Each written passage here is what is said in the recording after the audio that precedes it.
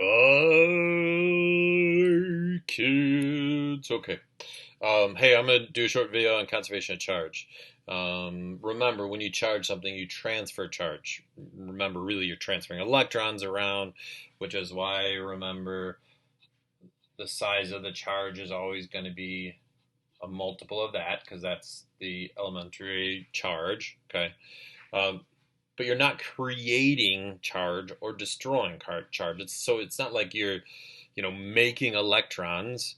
You're just moving electrons around. You're not making electrons or destroying them. Okay.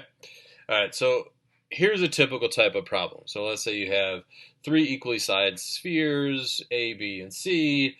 A starts with a plus Q charge, B starts with a negative 3Q charge, and C starts neutral. Okay, so then we're going to say, hey, A is going to touch B, and they're all equally sized in metal. They're separated, and then afterwards, B touches C, and then you have to figure out what is the charge on each sphere. Honestly, this is just a puzzle.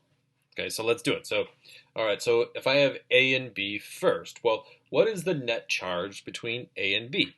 Oh, it would be -2. So then if they touch and separated, each charge is going to end up with a charge of -1. So I would, after I'm done, I would end up with this. Does everybody see that? So like these touch and then they're separated. Well, the net charge is -2. So when they're separated, each one is going to have -1. Okay? Then, now, B and C are going to touch. Well, these two are going to touch. If these two touch, what's the net charge? Well, it's -1.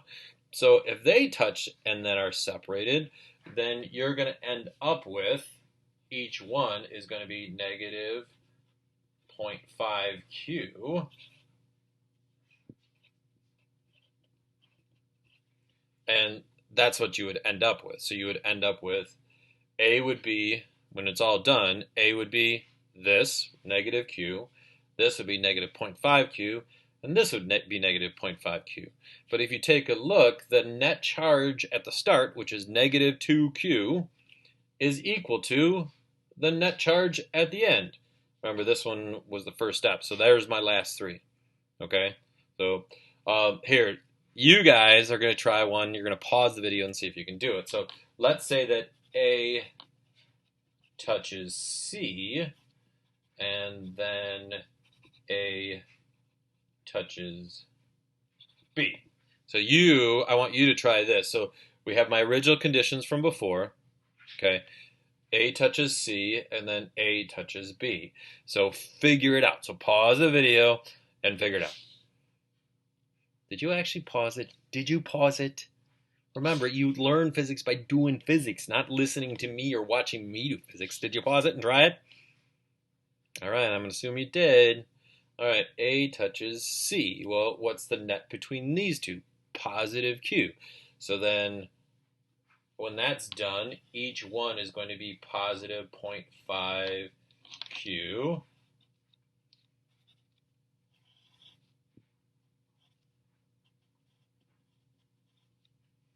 And then A is going to touch this one. So what's the net between those two?